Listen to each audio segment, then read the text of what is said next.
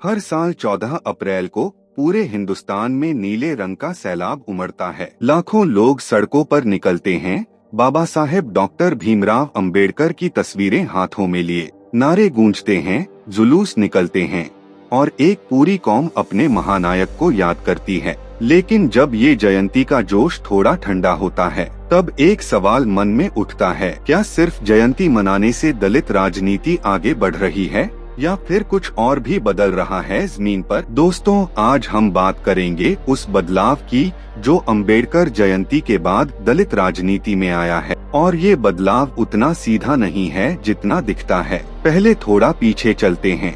जब बाबा साहेब ने संविधान लिखा, जब उन्होंने आरक्षण की नींव रखी, तब उनका सपना था एक ऐसा हिंदुस्तान जहां जन्म के आधार पर किसी के साथ भेदभाव न हो, जहां दलित सिर्फ वोट बैंक न हो बल्कि सत्ता में हिस्सेदार हो।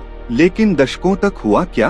दलित वोट देते रहे, नेता बदलते रहे और जमीनी हालात वही रहे। फिर आया 90 का दशक। कांशीराम साहब ने एक नई राजनीति की नींव रखी।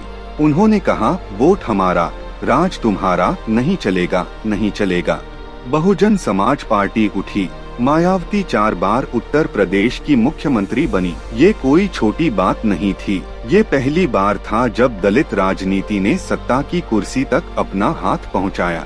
उस वक्त लगा अब तस्वीर बदलेगी। लेकिन फिर क्या हुआ? धीरे धीरे वही पुरानी बीमारी लौट आई। जाति की राजनीति, गठबंधन की मजबूरियां और सत्ता का लालच। दलित राजनीति बिखरने लगी। बीएसपी कमजोर हुई। कांग्रेस, बीजेपी, सपा सभी ने दलित वोटों को साधने की कोशिश की, लेकिन उनके असली मुद्दे शिक्षा, जमीन, सुरक्षा, सम्मान वो हाशिए पर ही रहे। अब आते हैं आज पर। पिछले कुछ सालों में दलित राजनीति में एक नई हलचल दिखती है और इसे समझना जरूरी है। पहली बात, नई पीढ़ी। जो नौजवान आज 30 से 35 साल के हैं, वो पहले की पीढ़ी से अलग हैं। वो पढ़े लिखे हैं, इंटरनेट पर हैं। उन्होंने रोहित वेमुला को देखा है, उन्होंने ऊना की घटना देखी है, उन्होंने हाथरस देखा है और उन्होंने ये भी देखा है कि सिर्फ एक पार्टी को वोट देने से कुछ नहीं बदलता। तो ये पीढ़ी अब सड़क पर भी है, सोशल मीडिया पर भी है और अदालतों में भी है। ये पीढ़ी अब भीम आर्मी जैसे संगठनों में है, अम्बेडकराइट ग्रुप्स में है और ये किसी एक नेता का मुंह नहीं ताकती। दूसरी बात, राजनीति का बिखरा। आज दलित वोट एक जगह नहीं है। वो बीजेपी के साथ भी है, कांग्रेस के साथ भी है, आप के साथ भी है और बीएसपी के साथ भी है। कुछ लोग कहते हैं ये कमजोरी है, लेकिन कुछ जानकार कहते हैं ये ताकत भी हो सकती है, क्योंकि जब दलित वोट बंटा हुआ है तो हर पार्टी को उन्हें मनाना पड़ता है। असली सवाल ये है, क्या मनाने की ये कोशिश सिर्फ चुनाव तक है या नीतियों में भी दिखती है?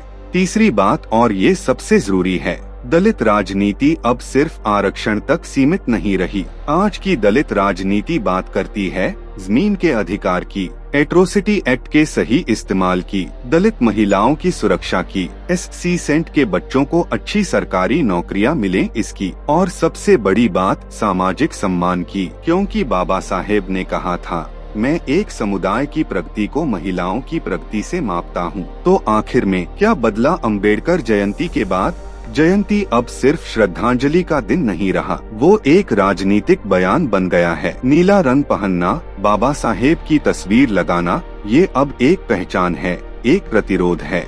लेकिन जब तक ये ऊर्जा सिर्फ एक दिन तक सीमित रहेगी, तब तक बदलाव आधा ही रहेगा। असली सवाल ये है, क्या हम 14 अप्रैल की भावना को 365 दिन जिंदा रख सकते हैं? बाबा साहेब ने कहा था, शिप बनो, संगठित रहो, संघर्ष करो। ये 3 शब्द आज भी उतने ही जरूरी हैं जितने तब थे। जय भीम।